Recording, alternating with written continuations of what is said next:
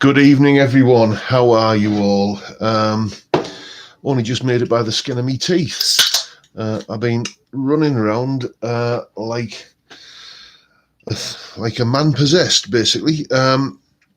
Just getting all those little jobs done. I will apologise before we go any further about the if this microphone is a little bit noisy. It is, as you probably know, the cheap one that I got from Argos. There is a new one coming. I was going to get it this week, but me and the wife had a bit of a discussion about such things, and apparently we both decided it was more important to order some new curtains. I don't, to be honest with you, understand the finer points of the decision, but apparently that's what we agreed. So there is a new microphone coming, but this one will have to suffice for the moment. Cheers, everyone.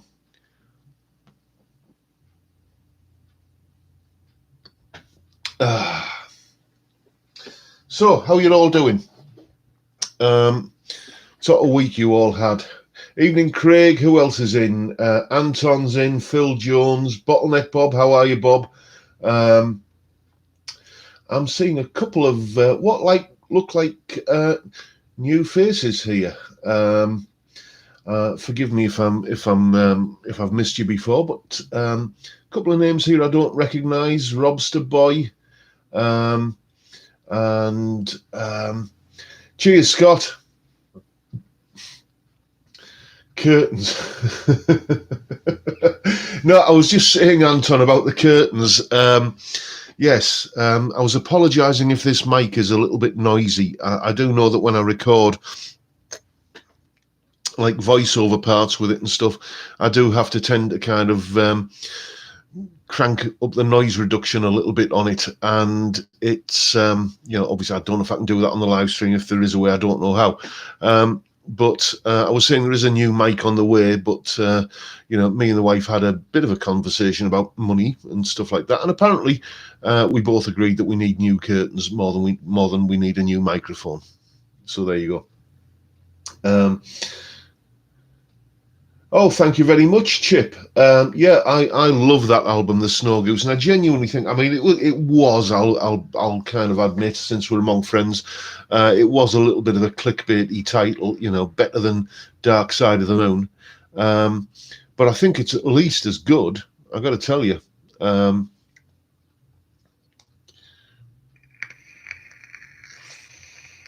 else we got in? Evening, Timbo. Evening, Johnny. How are you? Evening, Derek. Evening, Graham. I've just noticed we're into treble figures for people watching, which is nice. Unusually tonight, it's not a curry night. We're not having a curry tonight. We're having it tomorrow. So tonight, our sustenance is coming from the kebab shop. I just wanted. When you just get that hankering for a kebab. So there's one of those turning up at 7:00. Evening, Dan. How are you, mate? Anyway, so let me tell you what's coming up on the channel this week. Tomorrow there is, there's a bit of an exercise that I give to a lot of my students where we basically take a solo to pieces and then build a new solo with the component parts. It's kind of a useful thing to do to kind of get your head around what's that phrase? Don't just learn the solo, learn from the solo. It's a great way of doing that, and it turned out really well, I think. But then again, I would say that the solo that you'll hear tomorrow. Then on Monday, there's a bit of a thing that I've been wanting to do this for a while. Okay, if I name a particular guitar solo, like iconic guitar solos, I'll bet that you can name the guitarist who played it. Okay, so if I was to say Bohemian Rhapsody, Brian May, Stairway to Heaven, Jimmy Page, or 'Cause We've Ended as Lovers, then Jeff Beck, the list goes on. You get the idea. But flip that round. If you name the guitarist, can you name the solo? So if I was to say to you, Jim Cregan, yes, There's some people are probably in the know. Good evening, everyone. Evening, Podrig. Evening, Thomas. Evening, Hans. So Jim Cregan, what iconic guitar solo did he play? And it is probably one of the most famous acoustic guitar solos I think ever played, but you don't associate the name of the player with it. Oh, Chinese, is it for you, mate? Yes. We have a fantastic Chinese takeaway around the corner from us. They do a really, really nice chow mein, got to tell you. No, not chirpy, chirpy, cheap, cheap. Yes, Podrig's got it. Yes, Podrig is like a human incarnation of Google. He knows all of these kind of things whenever. Yes, he was, Steve. Yes, come up and see me, make me smile. Evening, Steve. How are you, mate? Yeah, so that's the solo we're looking at on Monday. Then Tuesday, well, things are a bit fluid. It depends. I'm waiting on deliveries. I've got some parts turning up for the Glary guitar. So at some point during next week, there will be hopefully a kind of the after part of the before and after video I'm doing on that guitar.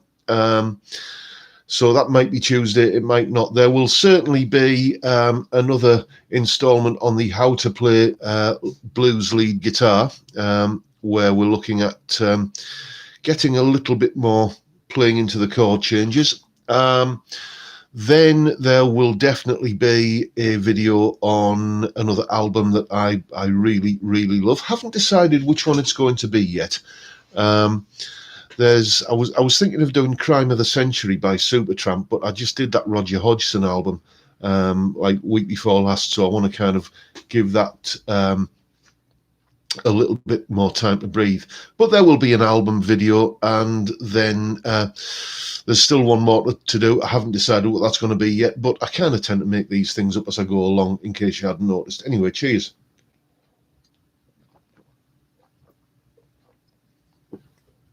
Oh, the first one never touches the sides. It doesn't feel like the second one's going to... Steve Harley is big in horse racing now, isn't he? Yeah, I didn't know that. I do know that for a while, maybe it's still the case, but for a while, Robbie Gladwell, remember Dr. Robert in Guitarist magazine? He was his guitar player. I remember seeing them, I think it was on, oh dear me, years ago, I think it was on the One Show or something where they did come up and see me. The Eagles' favourite albums, yeah, that might be one to look at. It's certainly there. I am conscious that I am, I'm continually going back to the 70s and 80s, so I'm racking my brains to think if there's any more recent albums that deserve a bit of a mention. So you will find out next week anyway. You're going to try and keep up with me, are you, Deco? Fair enough, mate. What about the Steely Dan album? Yes. Now, there's a thought, because there's a few there I could choose from, isn't there? I mean, if it was going to be a Steely Dan album, my two candidates would probably be either Can't Buy You Thrill or Pretzel Logic. Those are, I think, just two fantastic albums. Robbie Gladwell was also Susie Quattro's guitarist. I did not know that. I had no idea about that. I knew he was kind of a jobbing musician. Evening, Lee. How are you, mate? Shut Up and Play Your Guitar. Yeah, the Zappa album. Yes, good album. I do like a bit of Frank. Yeah. Oh, yes, talking about albums. For all of my wonderful Patreon supporters, and there's probably 2 or 3 on here tonight, I'm putting out an album full of cover versions. I hinted at this last week, but it's going to be going up probably on Monday, I think. Monday or Tuesday, this coming week anyway. Just basically a bunch of cover versions that I've recorded over the years, and just tunes that I like and I've done covers of. Usually it was for the the songwriting and home recording forum Songcrafters that I used to post stuff on there. I must get back onto there at some point. Must carve out some time to pop in and say hello. But a bunch of cover versions that I've done. That's all coming. As I say, I'm going to be releasing that on Patreon next week. So check that out.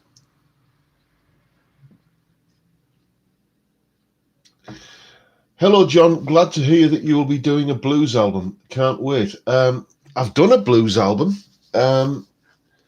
I think it was called Looking for Trouble. That was back in about 2015 or something. And that was before I discovered how to kind of put stuff up on Spotify and stuff like that. I should upload it. Yeah, I should do that. Or maybe just kind of just give it as a little bonus giveaway for the Patreon guys. Have you seen the latest video from Daryl Braun with the Harley Benton CST 24T hollow body? Not good. Did like the sound, but the quality control let the guitar company down. Really bad workmanship. Yeah, that I saw the video, and excuse me, you know, if I'd had a guitar with the F holes that bad, I would have. Well, to be honest, I would have sent the guitar back. You know. I know it's not quite as easy from across the other side of the pond, but you know, I think that was unacceptable. They were a little bit, the F holes were a little bit kind of raggy, let's say, on the HB 35 Plus that I had recently. But it was you know, it was just nowhere near it. It was 1% as bad as that.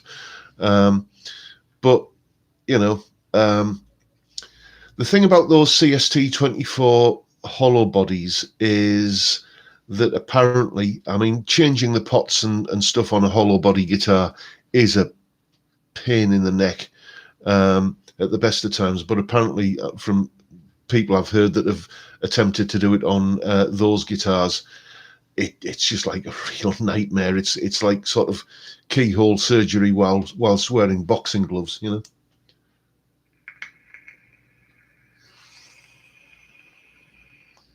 Yeah, I saw that, mate, Kane. Yeah, that was just, you know, that was just an honest mistake. I think, you know,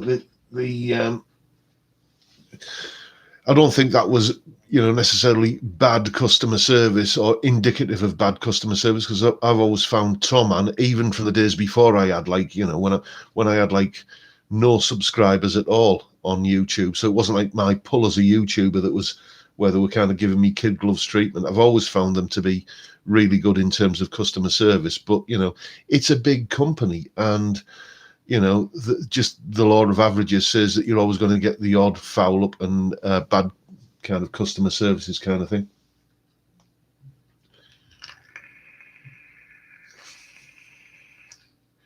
Thank you, Capo. Yes, thank you, Lee. Snake oil.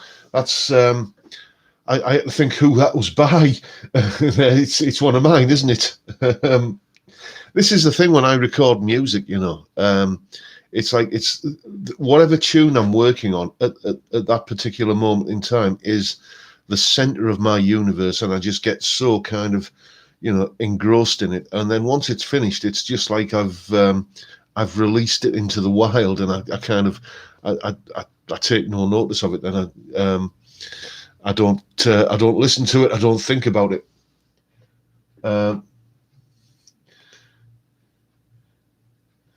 Where are we? Anyone noticed if you try and buy a new guitar, at the moment everything is out of stock? Yes. Yeah. That is, I mean, there was one guitar I was waiting for on Toman that I ended up just not bothering with, because it was just, it kept saying in stock in 2 weeks, in stock in 2 weeks, and it just like it. I think I waited about 6 months, and then I just thought I'll go somewhere else and get something else.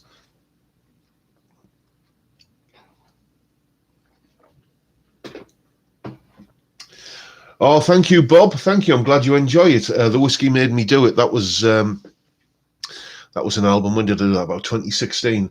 The thing is, I've got easily enough material, just like daft little ideas and musical sketches kicking around for at least another album. But it's just, when do I get time to sort of sit and do it? And then I put all of those hours into it, and essentially music is a free commodity these days. So it's like, I'm not going to get any return on the investment of time. Even though I would love to just kind of get it out of my system. It's like, doing the videos and stuff, that sort of tickles the old creative muscles anyway. New guitar day, Harley Benton BM75. Don't Harley Benton ever clean their guitars before they send them out? Apparently not. Apparently not. No. Yeah, it, as I've often said and will probably continue to say, Harley Bentons are cheap for two reasons. One, they're like a factory direct supplier, and two, they outsource a lot of the time quality control to the end customer. Oh, thank you very much, Steve. Thank you so much. When I get some time to sit down and kind of crystallize some of these ideas, because it's just like, at the moment, I've got like an 8-bar chord sequence that might be a verse to something, or a riff that might be the chorus to something else. When I start getting some ideas knocked into shape, I'll ping you the message, mate.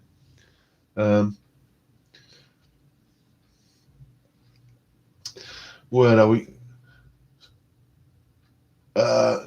New guitar day, just received a custom Gordon Smith Graduate 60. Oh, dearie me, you're going to be such a happy camper with that.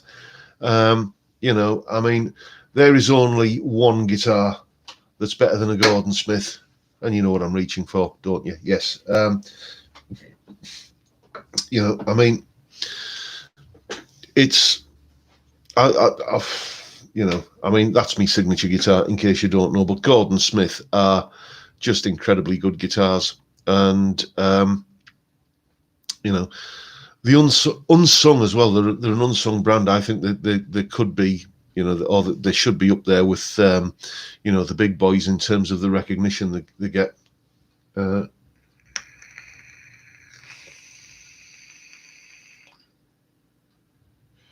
I got told I'd look like a moron playing a Harley Benton on stage this week by some bozo with a classic vibe. Yeah, well, I mean, I've had a fair bit of that. I've had a fair bit of the old, kind of, oh, well, what you're going to look like with a cheap brand on your guitar. Well, who cares, basically? How many people in the audience who aren't guitarists are going to look at the name on the headstock and make a judgment about you as a person? And one of the things that I can't remember what he was called, but he was one of the guys who used to work for Guitarist magazine. Adrian, somebody or other. Anybody? Give me a clue if anybody can remember his surname. But he's like a really, really kind of hot guitar player. He could really kind of rattle it really well. And, he used to play a Yamaha Pacifica 112, that kind of a cheap entry-level guitar.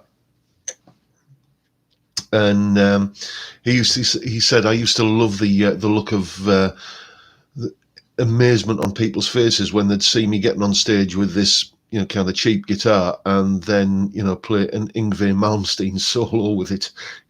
No, not Adrian Mead. It was David Mead. Not Adrian Legg. No. I can't remember who it was, but anyway, basically that was the point. The point he was making was that he played a cheap guitar, but it's what you do with it that counts, and that was what shut his critics up.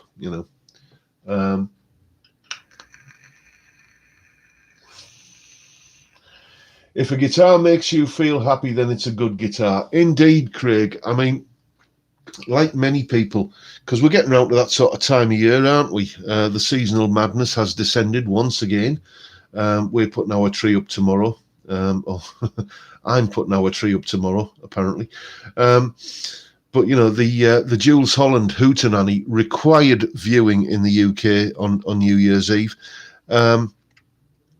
a few years ago, C6 Steve, first time I saw him was on there, and he's playing this thing that looks like he kind of lifted it out of a skip, 3 strings, some knackered old kind of vaguely Strat copyish kind of thing from, the 60s with 3 strings on it, and he absolutely kind of tore the place down with it. Amazing.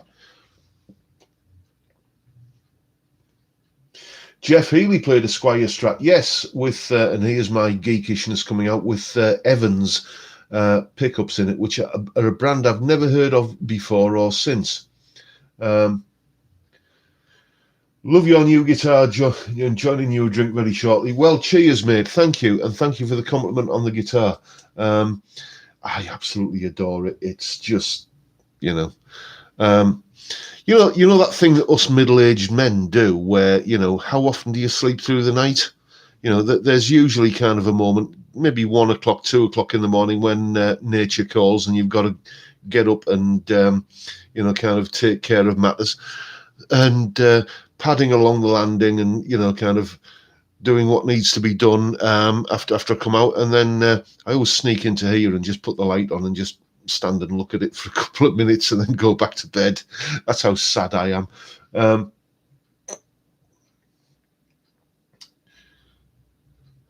Love my Gordon Smith, can't stand that Holland knob. Not sure who you're talking about there, Deco. Never mind. Have you noticed how second prices aren't as low now as they used to be?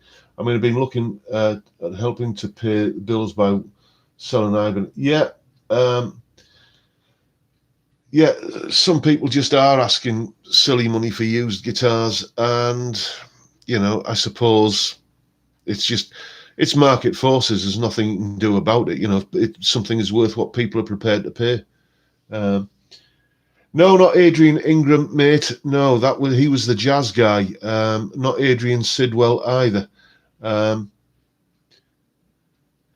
Wasn't Dan's guitar of the week on Crimson Guitars? Yes, it was. Yes, I saw the. Did anyone else see the China Guitar Skeptic review of that guitar, by the way, which was the one that I had in here for initial review? It's that is a that was the guitar that kicked the whole ball rolling, really, with with the signature model. Considering that guitar, that prototype that I reviewed first of all, and Mike from China Guitar reviewed this week, that's the first guitar Dan ever built. I mean, he's an experienced, very, very experienced woodworker, and he's played guitar, but that was the first time he'd put like his guitar side of his brain together with his woodworking side of his brain together, and dearie me, he nailed it. My new guitar routine involves playing it exclusively for a couple of weeks to decide whether it will live in the collection long term. Yeah, the number of times that's happened to me, I can't tell you.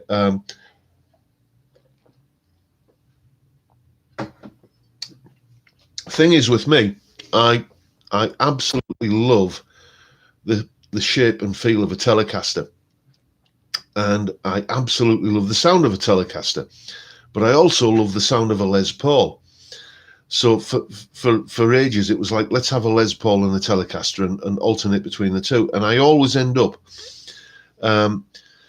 after the initial new guitar novelty factor of Adrian Clark, that's it, thank you, Peter. After the initial new guitar novelty factor's worn off, the Les Paul ends up just kind of gathering dust. So that was like when Dan offered to kind of do me a twin humbucker Les Paul Telecaster kind of crossover. That was just, ding, that was the moment really for me. Would love a Tele Deluxe with the wide range humbuckers. Yes, now the thing is about those wide range humbuckers, you've got to be a bit careful with those, because the original ones from the 70s, the original wide range humbuckers, used a magnet, I think it was cuneifer. I think that's how it's pronounced. It's copper, nickel, and iron alloy in the magnet. And for reasons that I don't fully understand, you can't get that alloy anymore, or it's very scarce. So modern Telecaster Deluxes don't have the same pickups that the 70s ones had. They don't have that same alloy in the magnet, and therefore don't have the same sound.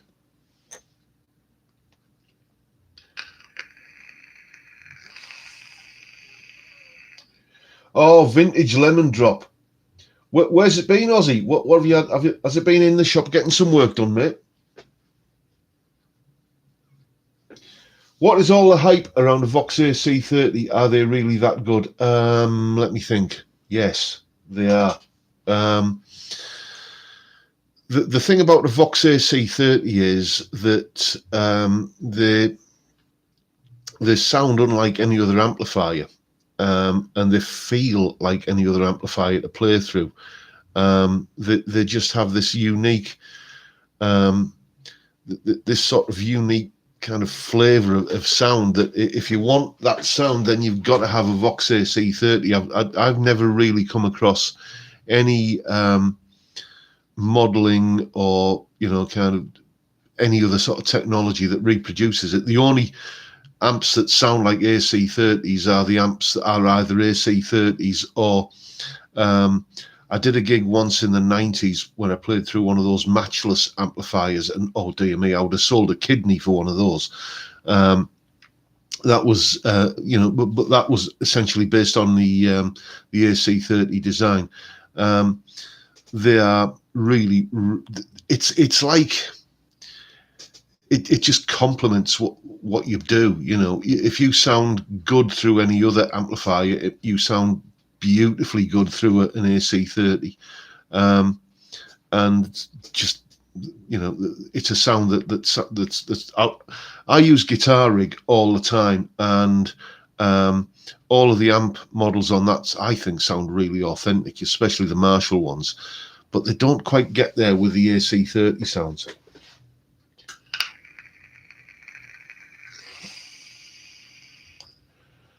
What kind of guitar case would you recommend for gigging? Would a padded gig bag do, or must it be a hard case? Well, give me a second and I'll show you.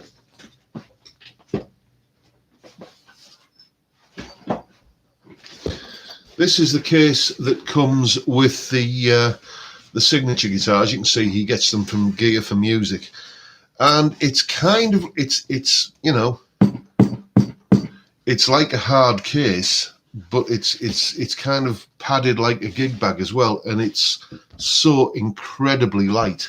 That is the kind of thing that it's going to survive being wedged in against like some bass bins and mic stands and drum stands in the back of a band van. So. And I don't know how much they are, but it's Gear for Music, so it's not going to be ridiculously expensive. Yeah, Paul David's paid an obscene amount of money a few months back for a matchless. That's the thing,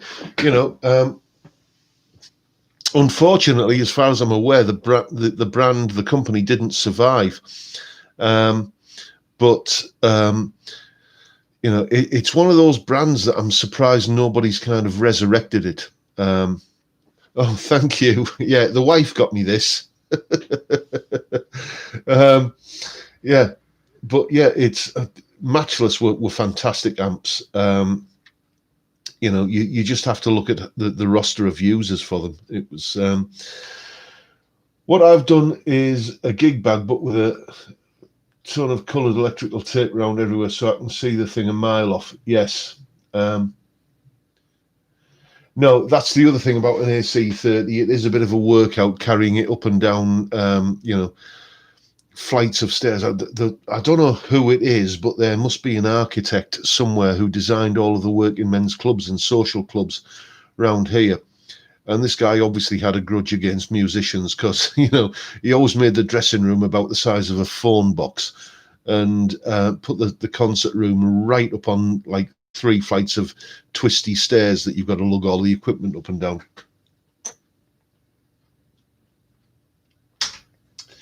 I've just picked up a mint condition Rivera Clubster for 40 for 400 quid. Well, good for you, mate. I mean, they were fantastic amps, weren't they? Excuse me a sec.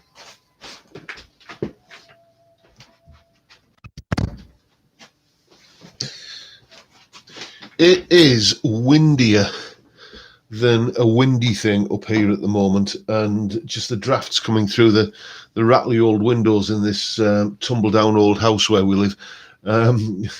Suddenly doors start opening themselves.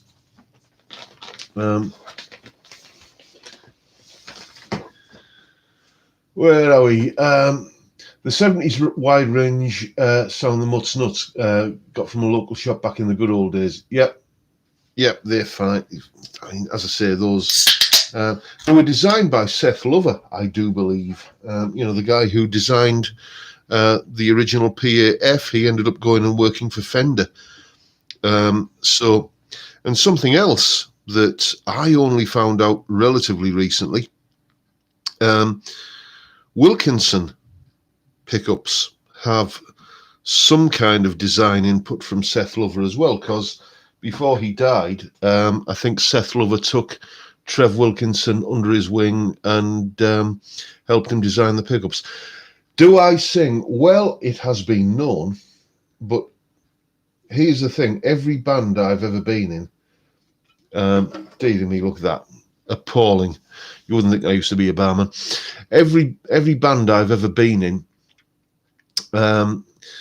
you know, you get to the rehearsal and it's a case of, can we get some backing vocals off you, John? And I'll say, yes, no problem. And then you turn up the next week and there's never a mic set up for me. You know, people have said that I have a, you know, just not blowing my own trumpet, but people, you know, in comments to videos and stuff have said that I do have a good voice, to which I've always replied, yes, but you've never heard me sing. Go for it, Lebron, mate. Crack one open. Stick a flick in that one, John. Yes, indeed. Yes, let's get them all out of the way. It's, I mean, it's dripping all over me jogging bottoms as well. Who cares? It's Friday.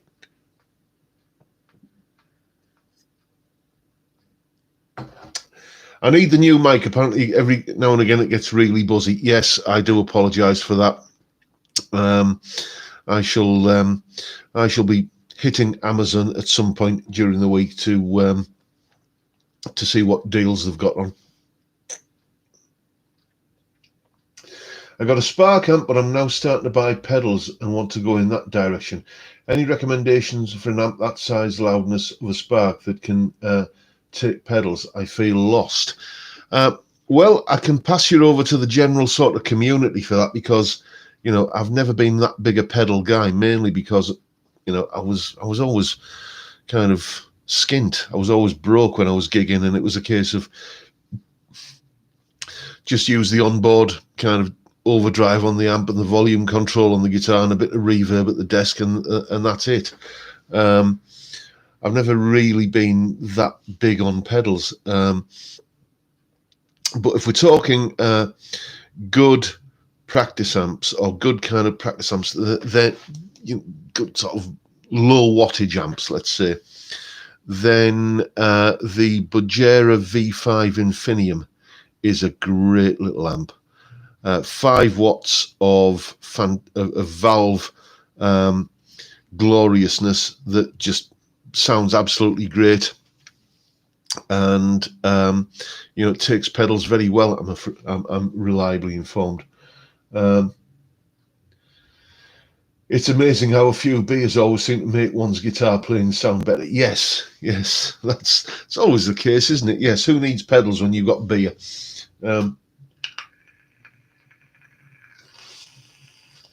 Hello, Dave. He says you're a big fan from Los Angeles. Maybe you've heard of it. It's just a little village in the south of California. Yes, yes. You see, what really kind of staggers me. You know, it's like, for me, Los Angeles is like another planet. You know, it's a million miles away, and it's just something that's kind of so glamorous, and you see it on TV and stuff like that. And the fact that somebody is from that, you know, kind of incredibly glamorous and you know, kind of sunny part of the world is watching a fat lad in the northeast of England drink beer and talk rubbish on a Friday night. It's just, you know, it staggers me, you know.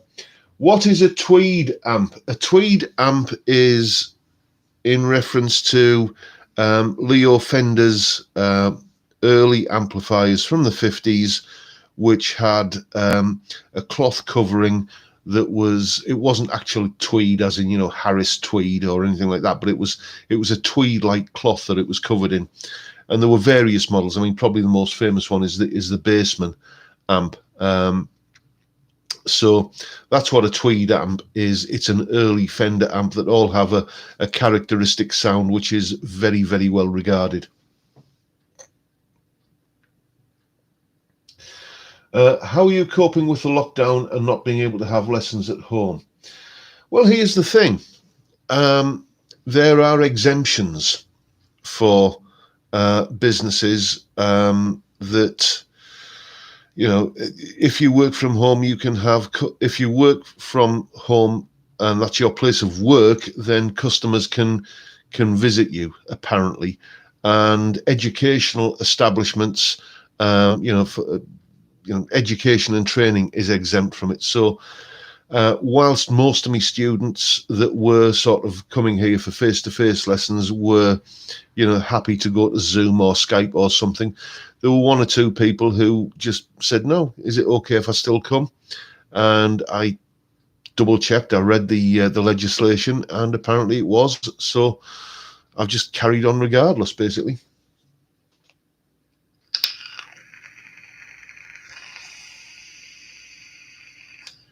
Anyone using the Spark with Android, is it okay? Don't know. Anyone got an answer for that?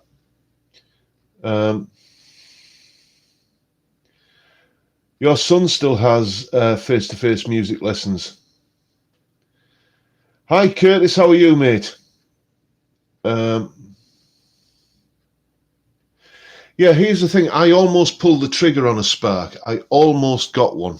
I had, you know, my finger poised over the kind of the mouse and going to buy it now. And I just thought,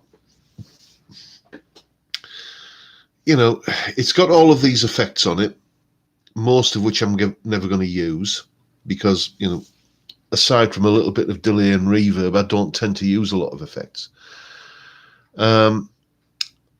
It's got the same amp models in it that I've already got anyway with bias amp. It's got the kind of jam along kind of function that I'm never going to use. So it's just that the list of things that are on the features that are on that amp that people say this is why you should buy it were things that I'm thinking I'm never going to use that. So that's why. And, you know, when you look at the price, the fact that you've got to order it from the Positive Grid website, and then you factor in shipping and taxes and everything, and it would have been a lot of money for something that I would have been using a very small portion of the features that it gives me. So that's why I ended up not doing it.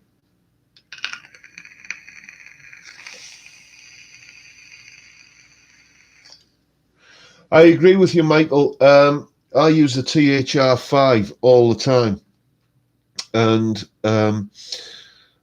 I'm looking at borrowing an amp, and I'm looking at sort of doing, basically what I'm looking at doing is getting set up so that I can mic up an amp and do it properly and record the sound of an amp properly, because it's you'll have noticed I haven't done many kind of amp reviews on the channel.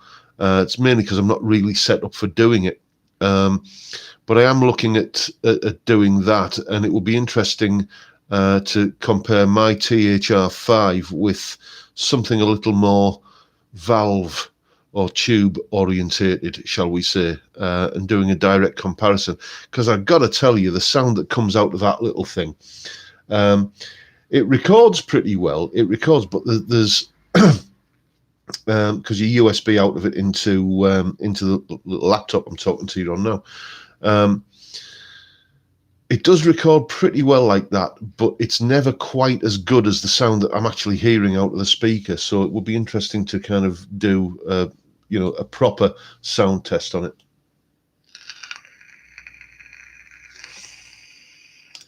Okay, John, serious question, one that's bugged me for a while. Where do you class the North to start? I'm sick of the media calling Liverpool, Manchester being the northern powerhouse, which North is. Yeah, exactly. Well, this is something that, I have been known to go on about for at length, especially when I've had a beer. Oh, dear. Yeah. In the UK, everything is very much, the media and government and everything is very much centred on London and the southeast. And when they talk about the north, they inevitably mean Manchester and Liverpool. And then when you say, which is the northwest, and then when you say, oh no, the northeast, they say, oh, Newcastle. Well, no, not Newcastle. We're in a different part of the northeast. So yeah, it's just one of those things. I suspect it happens in every country. I teach a guy in Ireland. Apparently the media and everything over there is obsessed with Dublin, and anyone who isn't in Dublin is sort of regarded as not being relevant. Yeah, it's the same. Yeah, anything north of the Watford Gap is the north. Yes, indeed. Yeah, what about Sheffield, says Lee? Yes. Well, yeah, the thing is, I mean, Sheffield's in Yorkshire. I still think of myself as being in Yorkshire. When I was born in Middlesbrough, and that was in the county of North Yorkshire at the time. So I still think of myself as a Yorkshireman.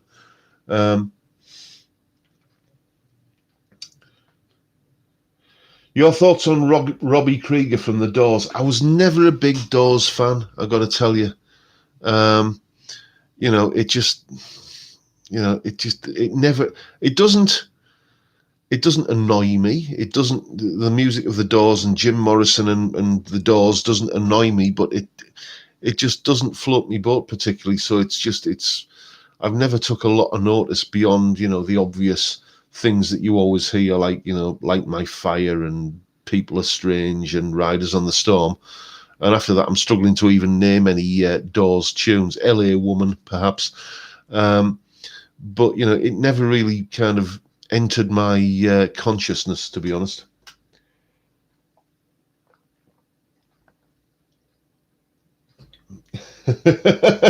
Hello from Scotland. You're all Southerners to us. Yes, well, yeah, I get that a lot from me mother-in-law. She's from Peterhead, as she calls it.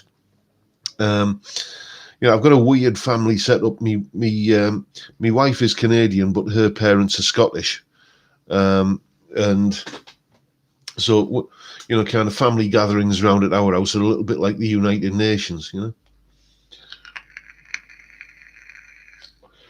Still have your first electric guitar bought new in 1984, a Washburn Force 3, and still plays and sounds great. Anyone else still have their first guitar? I wish I did. I honestly wish I did. My first ever guitar was a K student folk model, 6-string, steel string, acoustic guitar, no truss rod, a neck like a baseball bat, and but I was the happiest boy alive because I owned a guitar.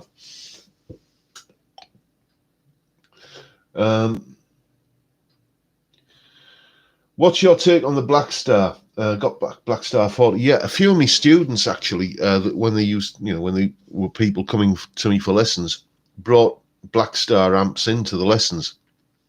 You don't have to bring an amp into the lesson, but some people used to like to do that. And I've got to tell you, they're really, really good amps. They're really good amps. I kind of think of them as a bit like, and I don't know if you'll know what I mean here, but a bit like Peavy, you know, solid, dependable, reliable, good sounds or usable sounds at good money, you know. Um, yeah, I had a Woolies Top 20 as well, Paul. That was my first electric guitar. Um, then I graduated onto the satellite Les Paul copy that I've spoken about many times. Where are we? What do you think of the Epiphone Riviera Custom P93?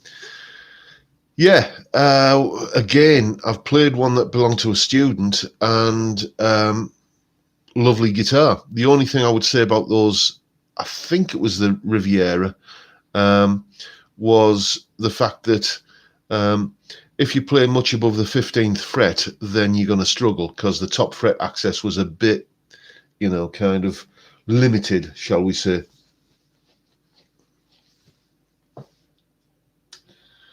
My first guitar was an Elevation Strat copy from Argos, 50 quid. One of my students has got one of those, a lad called Rob, and he picked it up for, I think he actually got it given. It was just, something like one of his mates was saying, "Oh, you play guitar, don't you?" Yeah, well, I had to go. Never got on with it. Here, take that with you. So we actually kind of did a few mods to it in the lessons, new tuners and new pickups and stuff, and showed him a bit of guitar maintenance on it. I mean, it is what it is. It's never going to be, a Tom Anderson or a Sir, but it's a usable guitar that he plays every day. Still have my first guitar, a Harmony electric 6-string my parents bought for Christmas when I was 12. Had it for 22 years now. Good for you, mate. I did, oh dear me, a few months ago, before all this, kind of current situation, I was in our local branch of Cash Converters and saw my first amp, a Laney Mighty 50, in there. It was only 25 quid. And I thought, should I, just the nostalgia thing kind of kicked in. And I really regret not doing it. But the thing was, I had like other kind of bits and pieces of shopping, and I was on foot, and it was like, it would have been a pain to kind of lug it home. So I didn't. First electric guitar was a Yamaha SG200. Sold it to a bandmate way back. Wish I'd never had. Yeah, that's the thing. Yamaha. I mean, find anybody that's got a bad word to say about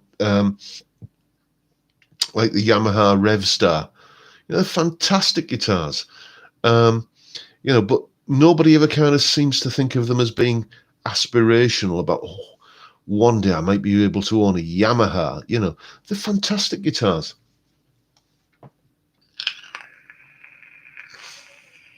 Yes, the Encore Strat. I can be a real geek here and tell you that was probably the Encore E76. No EVH guitars to be bought anyway. Ever played the older Peavy or Music Man Wolfgang? I played the Music Man version, and apart from the fact that it had a hideous Floyd Rose on it, which I don't like at all and never will, but the neck on it was absolutely beautiful, and it played like butter. That is, a guitar I did have on my bucket list, actually, was like, because when Eddie left Music Man and the Eddie Van Halen guitar became the Axis, and they offered it without the Floyd Rose, I thought, ooh, okay, that might be worth a look. Oh, you don't agree with me on Yamaha, do you, Cod? Fair enough, mate. Well, opinions vary, I guess. The Ibanez Blazer, yes. Oh, you're bringing back memories now, mate. But those are, I mean, I spoke about this in the on that kind of guitars I lusted after that Ibanez Roadstar that Gary Moore played on out in the fields.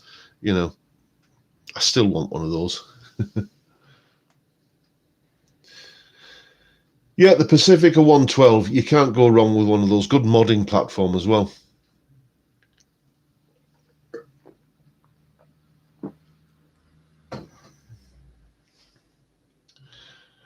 Oh, you had a satellite as well, did you, Peter? Yeah, yours was a Strat copy. Mine was a Les Paul copy, and yes, the finest plywood money could buy. Um, but you know that was it back then. You had, and this is why I get perhaps a little bit over enthusiastic about certain budget brands that I've reviewed. Um, you know, every time I pick up a cheap guitar nowadays, like that Glary that I reviewed last week, I've always got in the back of my mind that this is the same price or roughly the same price as the horrid guitars that I was playing back in the late 70s, early 80s. And in fact, it's cheaper because, like 70, 80 quid in today's money is a lot less than 70 or 80 quid in 1980 money.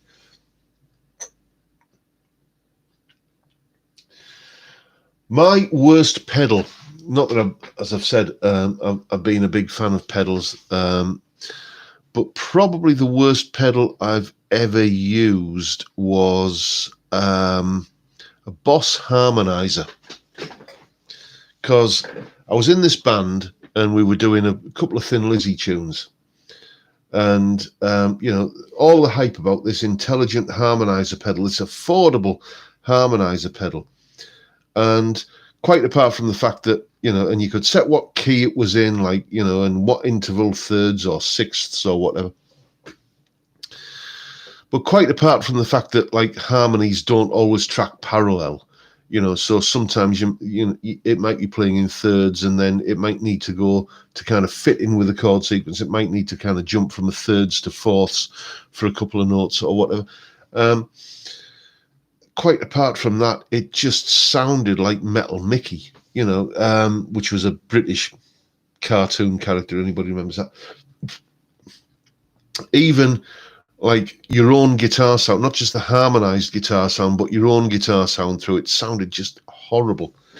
And, I ended up just kind of getting rid of it. And I think I gave it away or sold it really cheap. But yeah, the Boss harmonizer pedal, just garbage.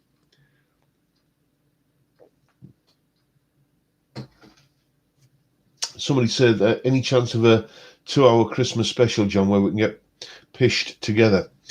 Yes, 18th of December.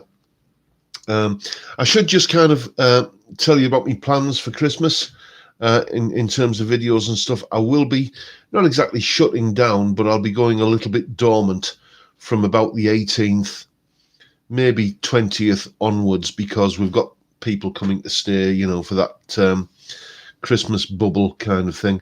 And as well as this being the place where I work, that sort of saggy old sofa behind me kind of folds down into a spare bed. So there'll be people sort of staying in here. It won't be really conducive to me making videos. But yes, there will be at least a 2-hour, well, at least a 90-minute special, probably nearer a 2-hour special on the 18th. So yes, we can all share some Christmas cheer.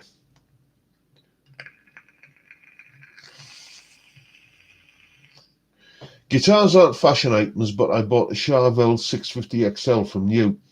It's an amazing guitar, but the pointy headstock and toothpaste type logo, so unfortunately, can only be played wearing spandex. Yeah, this is it. This is it, isn't it? There are certain guitars that you get beyond a certain age and you think, yeah, this just shouts midlife crisis, doesn't it? I've got a mate who's looking. He's been a big mate of mine for nearly 40 years. And whenever I kind of talk about in any of the videos, I've got a mate who's a big petrol head and, kind of talk about him. This is the guy I'm referring to. And he's never played guitar. And and he's thinking about starting, and he's insisting that he wants a flying V, like KK Downing's flying V, because he's a massive Judas Priest fan. I said, Jem, you can't play flying V when you've got, you know, once you pass 50, you just can't. It just, you know, it's wrong. Jolly Boys Indoor Christmas Special, yes indeed. Reminds me of the saying, fish and guests to start the stink after. I have no idea what you're talking about there, Curtis, but crack on, mate.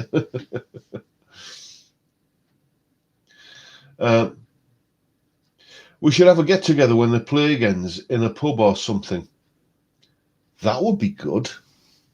Yes, that might be something we might look into organising. Yeah, sort of a little mini kind of Johnny Robbo GitCon kind of thing, or, you know, like Henning does in Germany. But we don't review gear. We just kind of just sit around drinking beer and getting drunk.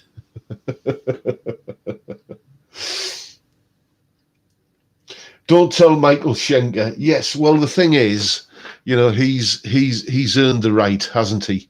You know, but if you're past the age of 50 and you're buying your first guitar, then a flying V is, you know, when you're playing Michael Row the Boat Ashore Hallelujah or something with your D chord and your A chord that you've struggled to learn, then, you know, is a flying V really the right choice?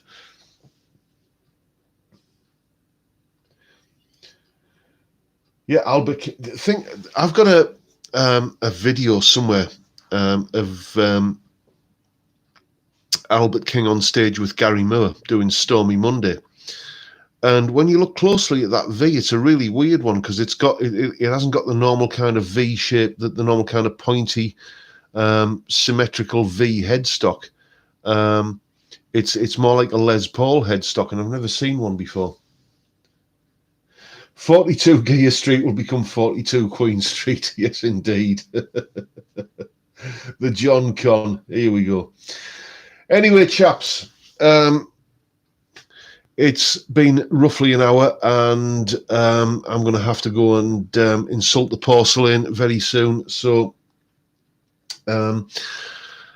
thank you once again, everyone, for turning up. It has been, you know, I really look forward to these Friday nights, nattering to you lads. It's been great as always. Thank you everyone for turning up, and make sure you watch the video tomorrow. And you know, loads of great videos coming up in the week. But for now, thanks everyone. But time, gentlemen, please.